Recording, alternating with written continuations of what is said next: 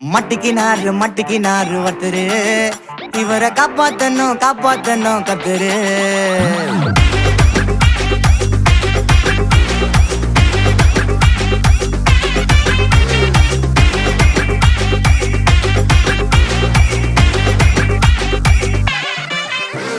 Road கடை குருமா திரும்பி உனக்கு வந்து அச்சுது பாரு கருமா.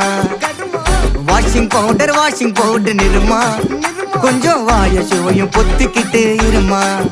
ஓ நிலைமையத்தான் நினைச்சு சிரிமா. தக்காளி பிசிக்கி தொட்டு மொக்க வாங்கிட்டடா செவுத்த போய் நக்கு. ஐபிஎல் கப்பு நான் வாங்கி தரேன் லாலிபப்ப சப்பு.